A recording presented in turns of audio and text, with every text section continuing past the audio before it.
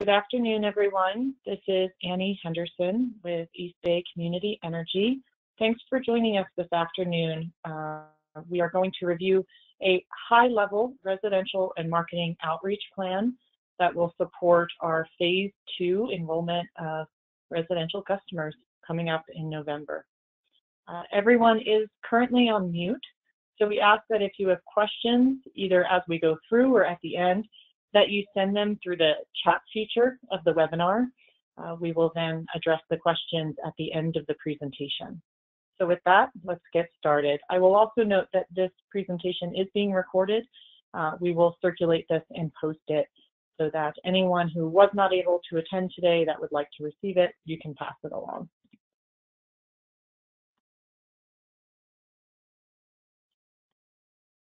So quick, just an overview of what we're going to talk about today. We have conducted some market research, and I wanted to share some high-level feedback on that. We did both a summary survey as well as customer segmentation. So we'll go over the personas based on the survey results. We will also look at our strategic marketing and communications plan overview. And that includes our goals, messaging, target audiences, communication channels, outreach, and a general timeline. And then finally, we'll wrap it up with presentation of the third product, the 100% renewable energy product that will be launched in November for all customers as part of our Phase 2 launch. So first, wanted to tell you about the marketing research. So this was conducted by Interethnica, which is a multicultural consulting group out of San Francisco. They've worked with a number of CCA and CCE programs around the Bay Area, and InterQ did their customer segmentation report. And this was based on 423 intercept surveys that were done within 5 regions throughout Alameda County, and was specifically designed to capture a good band of the different demographics represented within Alameda County. I'm not going to read through all of this information, but again, we will distribute the PowerPoint so that you have time to go back and take a look at that. So with this customer segmentation, 3 personas were identified. 25% of the population identified as what we're calling mature energy pros. So these are educated, well-informed portion of the population. It does skew male and older and mostly white with higher household income. For this demographic or this group, the environment is the #1 concern and what drives their energy decision making. And most are willing to pay a little bit more for certain energy programs. The next 25% is what we're calling young and in the know. They have moderate energy knowledge, a little bit less than the mature energy pro, very socially conscious. It skews female and younger. It is very ethnically diverse as well as language diverse. It's about the middle income range, and they value both low pricing and the environment. So you can think of these as sort of your early professionals who are still reaching their earning potential, so they're still price sensitive. And then the last 50%, based on the surveys, the 423 surveys that were conducted, are called the uninformed multiculti. And this is little understanding of clean energy. It's an even split between male and female, and it was very evenly distributed across age ranges and very ethnically diverse. The generally higher population within the household, so it was families of 3 or more people, and they did represent the lowest income group, and many were renters. They value in particular low rates and reliability as compared to environmental impact. And there was a low willingness to pay more for these programs. The next slide just shows how these different personas were represented within the 5 regions that were surveyed. You can see the distribution vary slightly throughout the county, but you're welcome to review this in more detail once these slides are circulated. So the messaging for each cohort came out as for the mature energy pros, really emphasize the environment, not so much on low rates. And then we have information here about the language distribution within that persona, so primarily English speaking. For the young and in the know, the messaging should be both low rates and the environment. Again, we have a majority of English speaking, but we have a higher percentage, about 17% Spanish speaking. And then for our third group, really emphasizing low rates and reliability and making an effort to educate about clean energy. And here we have our highest percentage of Spanish speakers, which is 22%. So that really helps us as we think about our multicultural outreach. What materials do we want in which languages, and what sort of level of detail should be in those materials? So we also got some feedback on media preferences. So how do people get their information? For nearly every, well, for the first two segments, social media was the highest. And then for the third segment, we saw TV. We did poll on radio, newspaper, and billboards, but those all fell in at lower categories. We also asked, which are your trusted sources for information specifically about energy? The highest percentage was from environmental organizations. So you'll see as we get into our strategic plan, you'll see that working with other community organizations that have similar goals is part of our outreach strategy. So meet people where they are and through their trusted sources. Another is PG&E, and we've already begun our collaboration with PG&E on messaging and communication. There were, there was roughly, I believe, 25 questions in the survey. So there was a lot of other information that we were able to pull out. We are still finalizing that summary report, and I hope to share it soon. But a couple interesting things that came out of that.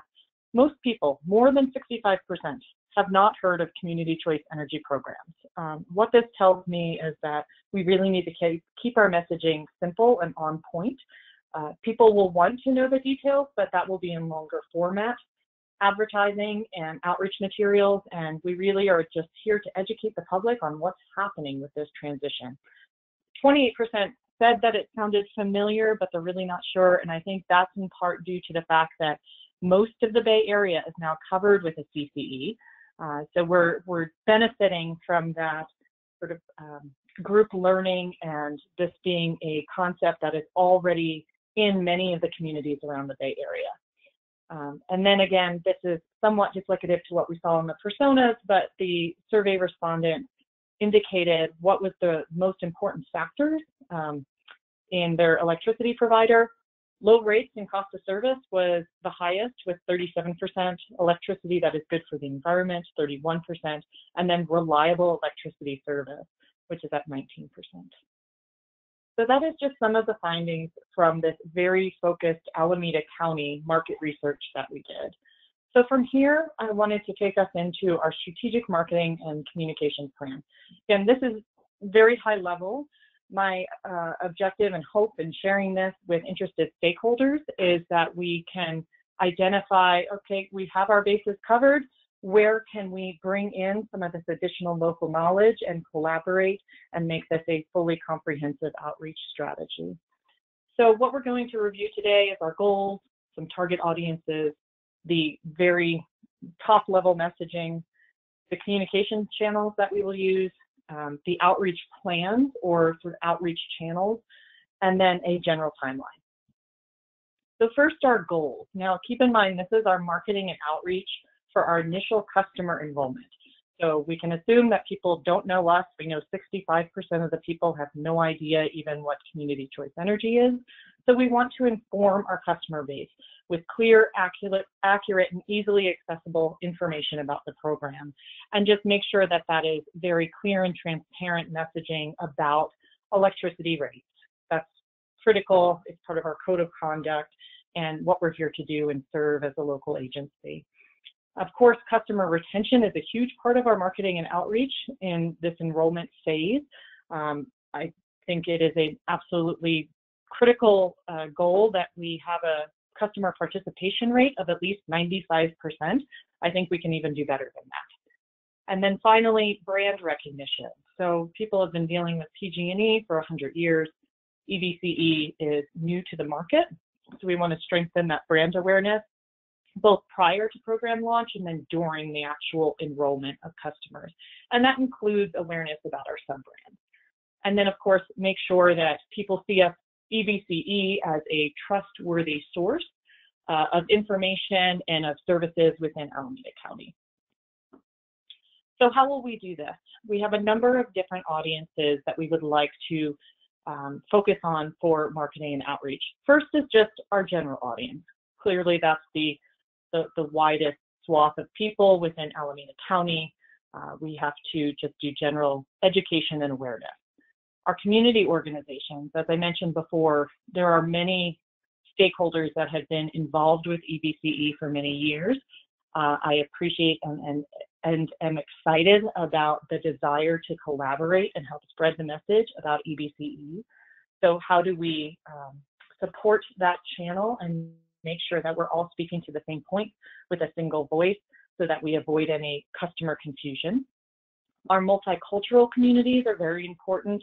We are a very diverse county, and so we're going to need to make certain that we are speaking to people in language and providing messages that culturally resonate with those communities. Our municipal partners, not only are they members of the JPA, but they are trusted sources within their own communities. They already have a lot of communication channels and ways that they're interacting with members of their communities, so we need to leverage that. We need to speak to seniors. They're a significant portion of our population, and we will be going out and meeting with seniors with targeted materials that really help them. And then our low-income customers and communities. And I wrote that this way because I don't think we can just focus on those individuals who participate in the CARE and FARA programs, which are low-income programs that are provided by PG&E and are still applicable to our customers even when they become EBCE customers, because that is a somewhat narrow group, and there are in fact there is a broader low-income community that isn't being served by those programs. So how do we make sure that we inform these communities, let them know what's happening, and make certain that they are well informed about their energy choices? So the messaging focus, again, this is very high level. The overall brand for EBCE, lower cost, greener, and local investments. The revenue comes back to provide services to our community, whether that's workforce or more local renewables, but that's local investment that comes back. That's a big distinction, I think, from the utilities as they are currently serving California. And then based on the personas, we know that we want to focus again on low cost, the environmental impact, and then reliability. And even though reliability is not really part of what EBCE is delivering, we need to make sure that people understand that the poles and wires are still maintained by PG&E, that PG&E is their go-to point of contact for outages and information about downed wires and such. So for our communication channels, we're looking at a number of different avenues here. So we have print collateral, everything from window cling to video to yard signs. We'll be developing these, over the course of the next several months. Our website, we will update the content to speak to the residential population and then expand the translated material as well. We'll be doing email marketing, so we'll develop an email template with content and graphics. Paid advertising, as we saw in that previous slide, TV was important to some segments, but social media was very important to other segments. Because we want to get as broad exposure as possible, I think we'll be using all of these channels and maybe weight them slightly to those channels that people have indicated are their most trusted sources. Social media, that is a given in my mind. And then events, of course, will be out in the community participating in various events. We hope to have another residential event, and I will say that we had our commercial event yesterday, and I thought it went really well. Was very pleased with the participation from our board and elected officials, as well as the community. As part of the events that we'll do in the future, we will have things like a pop-up tent and giveaways. Earned media, We will continue to develop press releases and a press kit. We will be looking to engage with multicultural media, be doing op-eds, and coordination with other Bay Area CCAs. So now that the Bay Area is entirely covered by CCA service, there is an interest from the staff of those CCAs to try and come together and do combined media buys, because we have the same media service territory. And I think this will really help not only in leveraging our spend, but also in reducing customer confusion, where, especially in areas you think about like Albany and El Cerrito, making sure that those customers understand sort of the difference and distinction in their service. And then finally, our call center, we will be updating our scripts to make sure that the call center is ready to support residential customers. And then there is an automated system, so we'll have to make sure that that includes our third product option, as an example. Now, you'll see that there is an apostrophe next to, or I'm sorry, a little star next to several items here. That just indicates this is not the extent of the plan. We realize there will be additional details that need to be built out, and those will be coming in the future. So outreach, as I mentioned, very important to engage with all of these different groups. So community members or general public, I think of this as like business to customers or B2C, where EBCE is directly engaging with the customers and members of the general public. We also hope to engage with those community organizations that have either a membership base or just outlets into their community, and make certain again that we are speaking to the same talking points and delivering a consistent message to customers. Multicultural communities is clearly very important. We will build out our materials in English, Spanish, Chinese, Hindi, and Vietnamese. Right now we have segments of the website in those languages, and we intend to actually have print collateral in those languages as well. As I said, our municipal partners, and this is already underway, just leveraging the existing communication and engagement channels that already exist. Senior citizen communities, I will say on June 14th, there is an event coming up at the Berkeley Senior Center talking about EBCE, and I have some more information on that at the end of this presentation. And then lastly, our low-income customers and community, making sure we have customized material that speak to these groups, and then targeted in-person and marketing outreach. Again, the asterisk to indicate that we will need to further build out these specific plans. So our general timeline. In May, we completed the strategic plan. We developed the sub-plan, sub-brand, which I'll be showing you next, and completed our market research. So in June, we're already 1 week into June, but we will be developing the collateral for a more residential audience. We will be developing new website content, again, for our residential audience. We will begin to put together the details of our advertising campaign plan and develop a list of public access outlets. We will begin working on these other outreach plans, so the community organizations, the multicultural, municipal, senior, and low-income outreach plans, as well as begin scheduling some events. We will have some signage at the Alameda County Fair. We are in talks with larger festivals like the Oakland Art and Soul and the Fremont Arts Festival. So we have to get on this now because things are quickly coming up in July and August. We'll also be drafting the content for the required customer notification, and we will begin updating some of our back-end systems to support a residential rollout.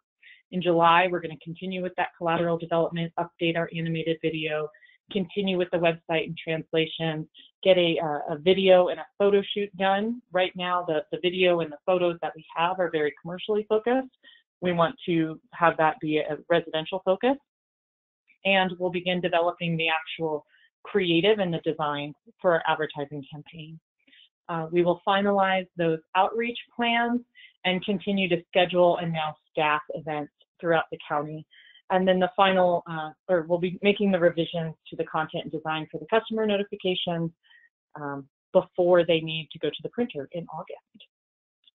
So that brings us to August, still doing that collateral development. There's a lot of different pieces for different targeted communities, so we believe that this will take several months, but of course we'll be pushing things out along the way. So fact sheets, brochures, FAQs, one-pagers, but we'll continue to identify what the needs are based on the outreach we're doing and continue to develop that collateral. More public engagement events throughout August, of course. And then I want to begin drafting our NEM outreach plan at this point. So we will be enrolling our NEM customers in 2019. We don't want to forget about them. So we're focusing on the residential launch, but still looking forward, knowing that there is still more to come in 2019. We will continue to update the website as needed. We will continue with our advertising campaign, collateral, creative development, and finalize our video in August. Finalize the customer notifications so that they can go to the printer because they need to be delivered in September, and then update our call center script. So again, more back-end support continually needs to be happening as we get towards that first drop of the customer notification in September. So we'll continue with our community outreach. We will be doing communications to our Solar Choice, Smart Rate, and Care and FARA customers. So Solar Choice and Smart Rate are programs offered by PG&E only to their bundled customers. So we will have to do targeted communications to those customers that are enrolling with EBCE to let them know about this. And then Care and FARA, that does continue with EBCE service, but we want to make sure that that is clear and understood by our customers. We will launch our advertising campaign in September, along with that first customer notification.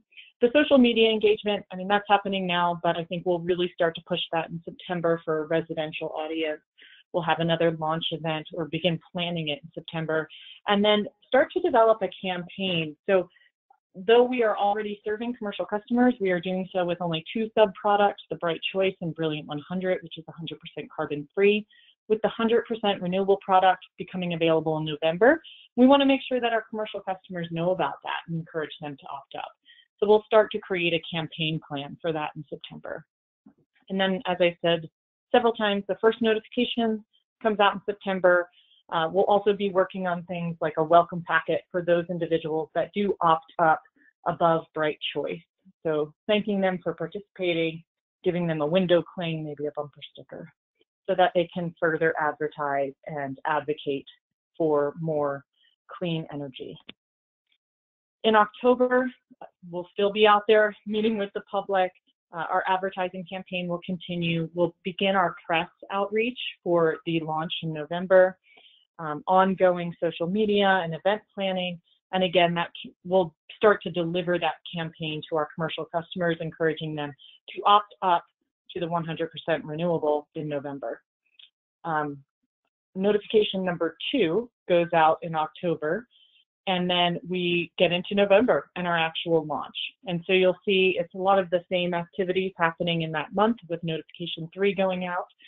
And then in December, we'll have our 4th notification, and we'll sort of be wrapping up the advertising campaign, but continuing to inform our consumers as they finish out that enrollment period and start to see their first bill with EBCE listed on the bill. Now, this is only going to the end of the year and really focused on our mass enrollment of residential customers. Our outreach and marketing, of course, will continue, but I wanted this to be a high-level overview of what we intend to do through the mass enrollment period. So with that, I'm going to take us on to the 3rd product, the 100% renewable energy product, which will be launching in November. So the objectives of coming up with a sub-brand were consistency with our overall brand guidelines, clear and immediate indication of the power mix, that this brand needs to fit within the hierarchy of the other existing products, and that it makes sense across languages and cultures.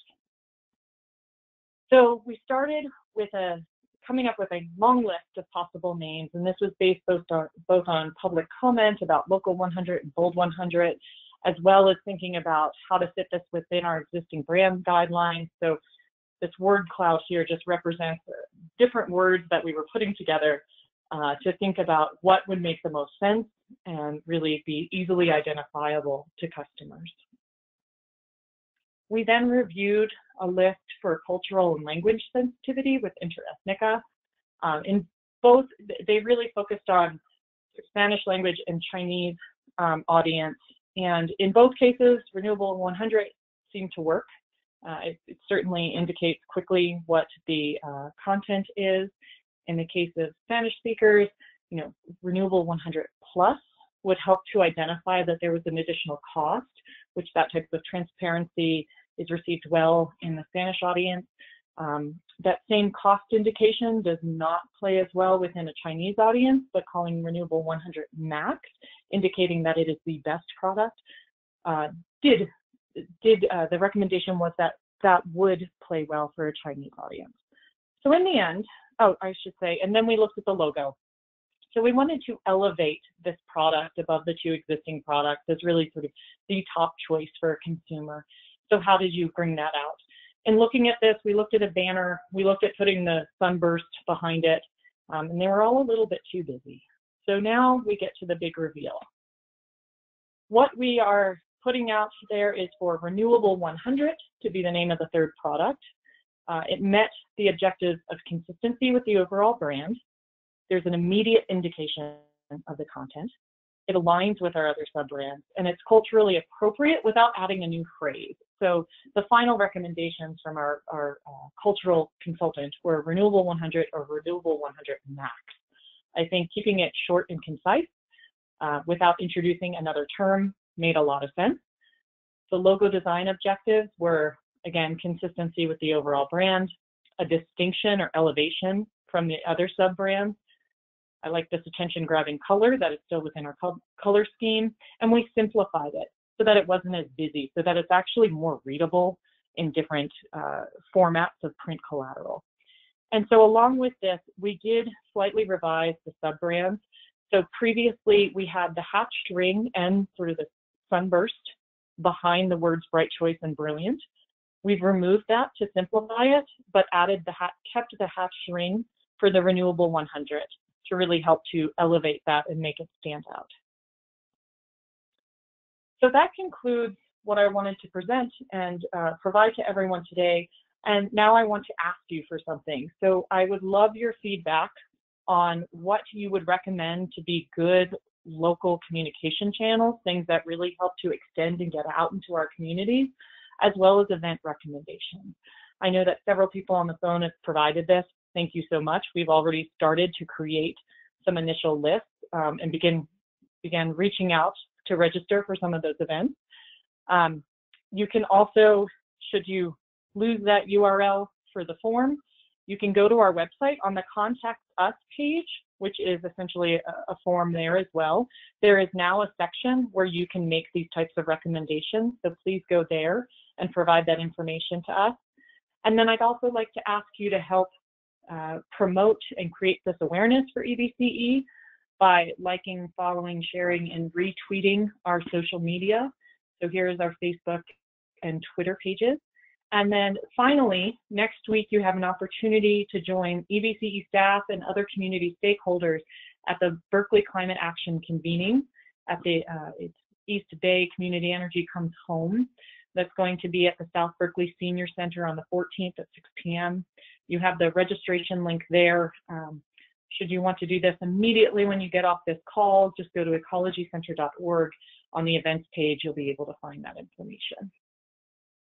So with that, I'm just going to leave this up. Here is, again, our social media information, and then my contact information if you'd like to reach out to me directly. At this point, I'm going to check our chat and see if any questions have come in. And I am getting some support from Allison. Allison, did we see anything come up? Actually, I am now seeing them. Thank you. Okay, first question from Van Rainey. Do you have any idea how potential liability situation for PG&E may have on the perspective of customers? I'm assuming you mean the liability of things like wildfires. I think that is emphasizing the importance of defining with customers what are EBCE responsibilities and what still remains with PG&E.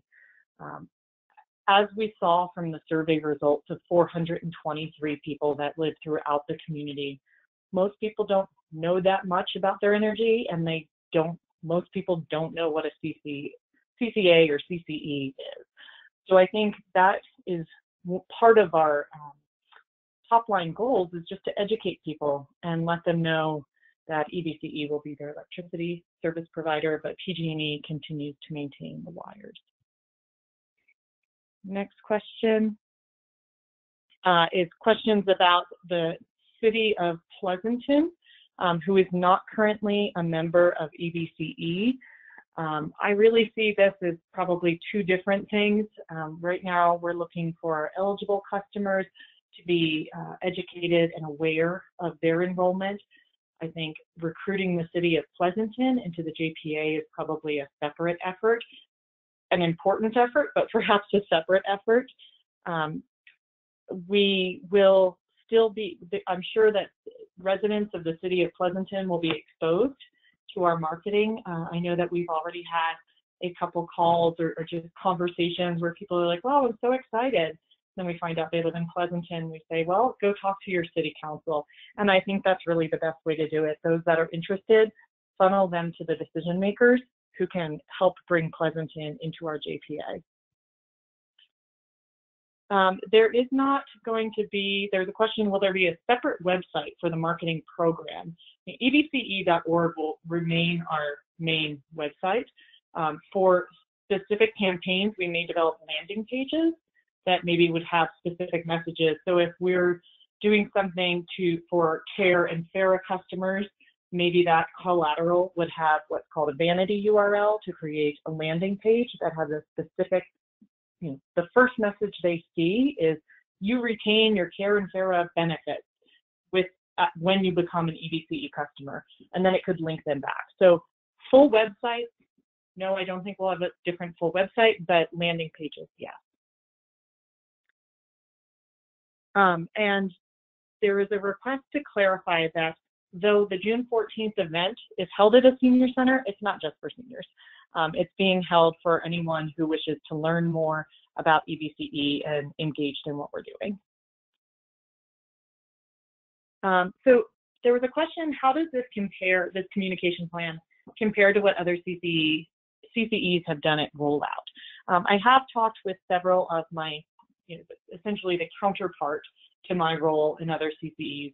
I think it's very similar. I think we are actually doing a lot more at EBCE than others have, simply because of the size of our service territory and the number of customers that we have. We're also engaging with the community in a way that hasn't been done before. So I'm hopeful that this initial review of our plan really helps to bring in the community and we can leverage all those resources. But otherwise, I think there has been a report that was done by a team of consultants in LA for the new LA County program that's rolling out, and they talked about best practices for marketing of CCEs. And a lot of what we're talking about here was in there, and gaining from those best practices that were learned by, Sonoma Clean Power, Peninsula Clean Energy, MCE, and Silicon Valley, and of course Clean Power SF, our other Bay Area CCEs. So there's a comment here that you need to use Nextdoor. You'll need cities to get the message out, and since these are neighborhood based. Nextdoor is always a little tricky because I think you can go down a lot of rabbit holes, but I agree, there will be discussion on Nextdoor, both good and bad, and so we need to address it. What I would like to do with our municipal partners and with maybe community organizations is to have some standard FAQs that can be used for individuals to respond. They can respond as a friend of EBCE.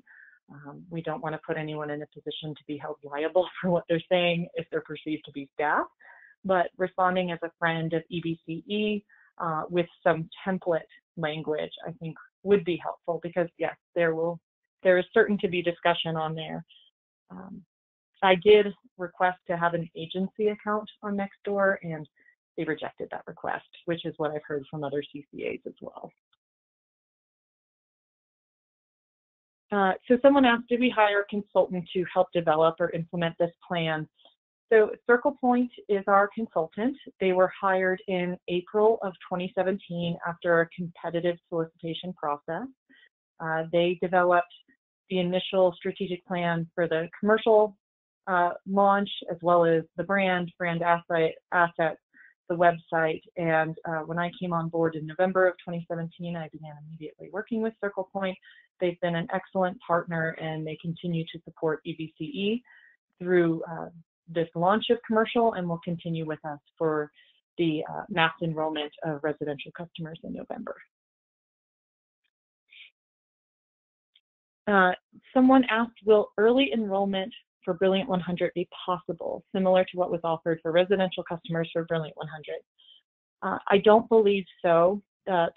I haven't had any specific discussions about this, so it hasn't been discussed or contemplated with extensive staff, but I'll just sort of give my initial thought on this, which is due to procurement needs, I think that we would not have an early enrollment for Renewable 100. Beginning in September, eligible residential customers will be able to opt up. So you could sign up as early as September, but you would not be able to actually receive service earlier than November. Pardon me as I scroll down to read more questions. Thank you all for having such great questions and being so engaged. Oh, this was the same question from a different person. So two of you are thinking alike. So a question about the Alameda County Fair, how will the booth be attended to? So unfortunately, we do not have the opportunity to do a booth. We will have signage at, I believe it's the yellow and red gates. So 2 4-by-8 foot signs informing customers about EBCE. Really what this is going to do is get our logo and a basic message in front of customers, but it's going to be every person who walks into that fair, which based on the demographics that they provided to us is about 500,000 people. Most of them, I think like 73% of them, are from Alameda County. So at this point, we don't have a booth to attend, but we do have signage and exposure.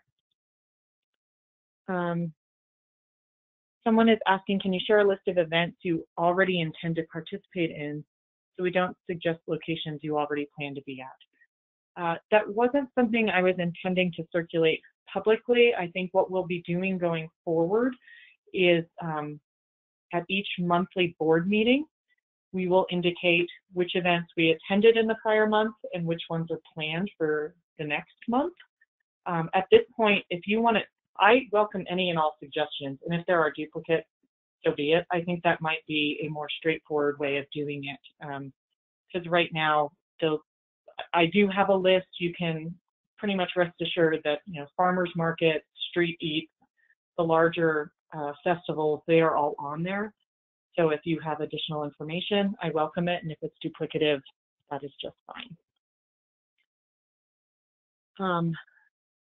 Someone is asking, how have you stated the desired outcome or action for the outreach of the EBCE marketing efforts? Since participation is by default, how are you defining success? So you're absolutely correct. There isn't an action that is being requested, or there is no call to action within our materials. It really is about creating awareness and education, since it is an opt-out program. I imagine that certain municipalities, certain groups may want to encourage customers to opt up. For EBCE, from a staff level, our objective is retention. So we're not asking anyone to take an action, we're asking them to stay with us and be educated on this transition and be aware of this transition. So the metric that would be used would be the opt-out number, which I should hope would not be over 5%. I prefer not to talk about opt-out numbers, but to instead talk about participation numbers. So we're looking for a participation number of 95% or higher. And I can say right now, by accounts, we are below 1% opt-out or 99% participation for our commercial accounts. Plans for outreach at community farmers market, absolutely. That's kind of a clear given in my mind. There's a question about if we're not sharing the list of events publicly, could we let them know when we're in your city? Absolutely. So like I said, I think each board meeting will show the next month's events. Perhaps in the future, once we have a little bit more bandwidth and a little bit more resources, we can have an events calendar on our website that listed out those that were confirmed at attending. Apologies, I thought the initial question was more like, would I be circulating after this meeting? Here's the list of events that we have so far. I think once we're registered and we have that calendar sort of solidifying, then we can certainly look for ways to share that more publicly, again, through board meeting materials, perhaps an events page on our website. And I think with that, that takes me to the last question. So I want to thank everyone for participating today. I will circulate the slides and hope to have a recording out soon. Hi, Annie, you have one more question. Okay. Do you know when you will have an approximate percentage of participation for residential accounts? Well, we haven't even opened up the enrollment period yet. That won't start till September. So in September, residential customers will begin receiving their customer notification. At that point, they'll be able to go to our website, put in their account information, and either opt up or opt out. Similarly, they'll be able to do that through the call center or through the automated system. At this point, if a residential customer tried to do those things, their account is not within our system because we haven't begun the enrollment. So we won't have any indication of the opt-out percentage until maybe end of September. And then we really won't have it because people can opt out without penalty all the way through the end of December. So I would say the beginning of next year, we should have some stabilization. And that's when we will know sort of what the final, quote unquote, final opt-out or participation percentage is. And yes, I will circulate the slides. Another question, they keep coming in. When will residential solar customers be notified? So we are doing every other month enrollment of solar or NEM customers beginning in 2019. And the timing of that enrollment is based on their true-up date. So customers, dependent on their true-up date, will begin receiving notifications about 2 months before their true-up date. And then they will be enrolled, and then they'll have 2 additional notices. But I would like to do sort of 1 additional notification at the beginning of the year, so that as people hear their neighbors are getting enrolled in EBCE or their other friend that has solar got enrolled, you know, why aren't I enrolled yet? I would like to do something towards the end of 2018, beginning of 2019, explaining to solar customers, hey, you might be hearing about us. In fact, we hope you've been hearing about us. We've been doing all this marketing and outreach. You will get enrolled based on your true update. And that timing of trying to align it with the true update is to make certain that customers are getting transitioned to EBCE at a time when they wouldn't, if they have a lot of credit with PG&E and they transition, they only get wholesale value rather than retail. So we're waiting on that true update to make certain that customers are in the best possible position. The penalty for opting out after December is, someone's asking, what is that penalty? So 60 days after receiving service, enrollment technically ends. At that point, when a customer leaves, we could charge them an exit fee, which for a residential customer is $5, but we're waiving that through 2019. So that's a penalty that won't exist initially. The second thing is something that EBCE doesn't control, which is there are 2 ways to go back to PG&E service after that enrollment period, and a customer gets to choose between those 2 options. The first option is you essentially give a 6-month notice. You would stay on EBCE service for 6 months and then go over to PG&E back to your old rate schedule. The second option is to return immediately to PG&E, but for 6 months, that customer would have to be on a transitional rate, which essentially exposes them to market pricing. So the market pricing has typically been very similar to the standard retail price. There's just risk there. So that is the quote-unquote penalty of leaving EBCE after the enrollment period to return to PG&E as a bundled customer. And I'm going to pause for one moment to see if any more questions. Okay, Allison is telling me no more questions. Again, thank you, everyone. We will distribute the slides. I look forward to your feedback, and I hope you have a great weekend.